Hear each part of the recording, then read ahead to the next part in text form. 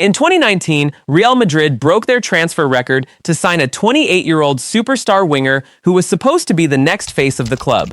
4 years later, he retired early, having played fewer games than he missed through injury, and Madrid fans voted him the worst signing in the club's history. This week, Real Madrid broke that same transfer record again, for a winger. Except this one isn't even a finished product. He's 19 years old, he's played one full season of first-team football, and 18 months ago he was in a prep academy in Florida. His name is Diomandé. And before you get excited about the highlights, you need to hear the whole story, because this transfer has already nearly collapsed once, and the ghost of Real Madrid's last record-signing disaster is hanging over every headline about him. Let's get the facts straight first. Real Madrid have agreed a deal with RB Leipzig for Diomandé worth somewhere between 125 and 135 million euros once add-ons are included. That is now, officially, the most expensive transfer in the history of Real Madrid, ahead of Jude Bellingham, ahead of Kylian Mbappe's release clause, and ahead of the deal we're about to talk about in detail, Eden Hazard. Here's what makes this genuinely wild. Diomandé is 19. He has played one full top-flight season in his entire career. Before that, he was developing at DME Academy, a prep school in Daytona Beach, Florida, not some legendary academy pipeline in Europe or South America. 2 years. That's how long it took to go from an American prep school to being the single most expensive player Real Madrid have ever signed. Now, on paper, the season that got him here was genuinely special. Something in the region of 20 goal contributions in the Bundesliga, for a Leipzig side that was one of the worst versions of that club in years, he was single-handedly keeping them relevant. Then he went to the World Cup with Ivory Coast and did it again on the biggest stage there is. That's the resume. That's what got Mourinho and the board to sign off on a record-breaking fee. But resumes built on one season are exactly how Real Madrid have been burned before, and I mean burned badly. You cannot tell this story without going back to 2019, because it is genuinely eerie how similar the setup is. Real Madrid needed a winger. They identified a special talent who'd been electric somewhere else. For Hazard, it was Chelsea, where he'd been a Premier League winner and one of Europe's best players for years. Madrid paid roughly €100 to 146 million, depending on how you count the add-ons, made him their record signing, and handed him the shirt as the guy who'd replace the void left by a legend. 4 years later, Hazard had played about 76 games, scored 7 goals, registered 12 assists. He missed 59 games through injury alone. Carlo Ancelotti, the man who managed him, later admitted the problem wasn't just injuries, it was that Hazard never adapted to the intensity Real Madrid demanded. You regret as well that it didn't work out. Then he's a fantastic guy. He was really accepted.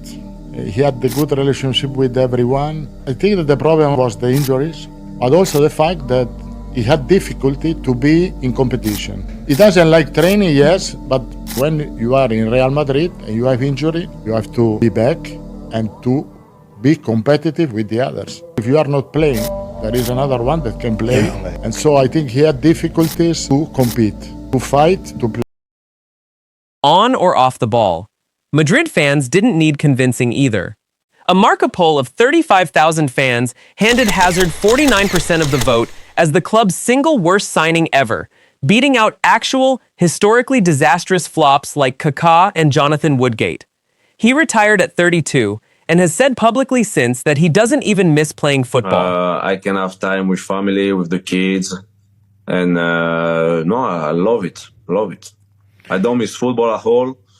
That's if it's the next question, because people ask me, oh, do you miss football? I don't miss playing football. I miss this kind of, dress. That's not a fluke story about one unlucky player. That's Real Madrid's pattern when they chase reputation over readiness. Kaká, Bale in his final years, and Hazard all followed some version of the same arc. Incredible hype, a record fee, and a player who never actually became what the shirt demanded. So when I tell you Real Madrid just spent even more money than they spent on Hazard, on a player with even less proven experience, you should already feel uneasy. And it gets messier.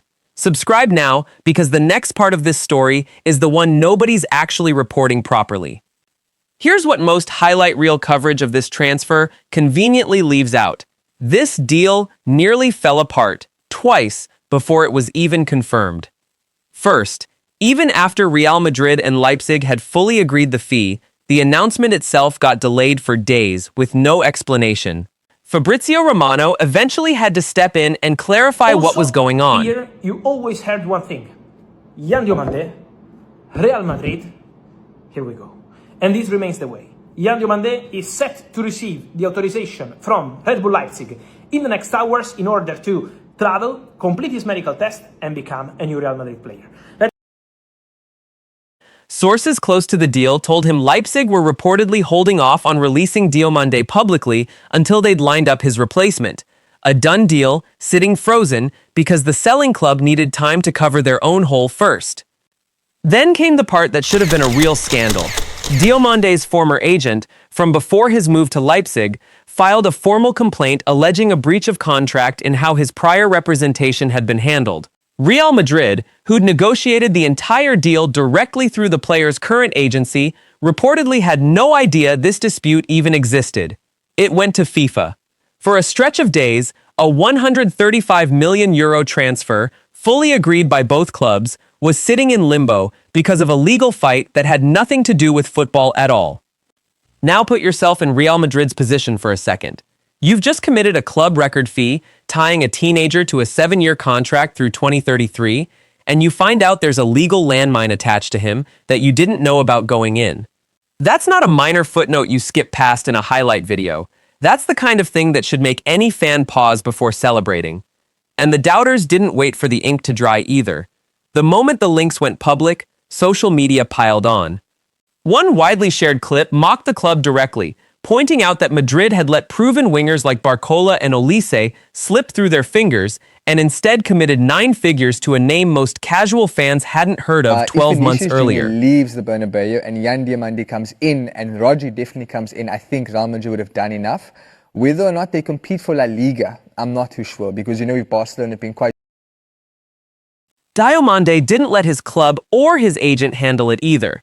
He clapped back at the criticism himself, in public, before he'd even played a competitive minute for the team.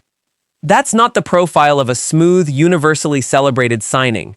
That's a transfer surrounded by doubt from every single direction. Fans, pundits, even a legal dispute, before the player has kicked a ball. So with all of that hanging over the deal, why did Real Madrid push through it anyway? Because of one specific, glaring hole in this squad that's existed for years. Real Madrid have not had a true, out-and-out right winger since Gareth Bale left the club. That position has been patched over with converted attackers and misused midfielders for years. And it's the one gap in this squad that hasn't been solved by simply throwing Galactico money at superstars in other positions. Diomandé, at 1.90 meters with the physical profile, the directness, and the end product he showed against Bundesliga defenses and at a World Cup, is being brought in to specifically close that hole for the long term. Not for one season, for 7 years. That's the actual bet Mourinho and the board are making. Not best available talent, a precise, long-standing need filled by the highest risk option available, an unproven teenager instead of an established name. Whether that bet pays off depends entirely on the one variable that no scouting report, no highlight reel, and no fee can measure in advance. Can a 19-year-old who was in an American prep academy 2 years ago walk into the most demanding dressing room in world football and actually handle it? The pressure, the media scrutiny, the boos when a bad month hits, the exact environment that swallowed Eden Hazard whole, despite him arriving as an established, decorated superstar. So here's where this actually sits. Real Madrid have committed a club record fee, more than they've ever paid for any player in their history, to a teenager with one real season of top-flight football, tied down for 7 years, on a deal that nearly collapsed because of a legal dispute nobody at the club even knew existed going in. The talent is real. 20 goal contributions in the Bundesliga and a strong World Cup don't happen by accident. But the risk is just as real, and Real Madrid's own history says the risk shouldn't be dismissed, because they've been here before, with a bigger name and more experience, and it still ended with the fans themselves calling it the worst signing in the club's history. Is Diomandé going to be the next Bellingham, expensive now, a bargain within 2 years? Or is this the moment Real Madrid fans look back on in 5 years and say, we did it again? The same way they still bring up Hazard, Kaká, and every other Galactico gamble that didn't pay off. Drop your prediction below, and if you think I'm being too harsh on a kid who hasn't even played a game yet, tell me why.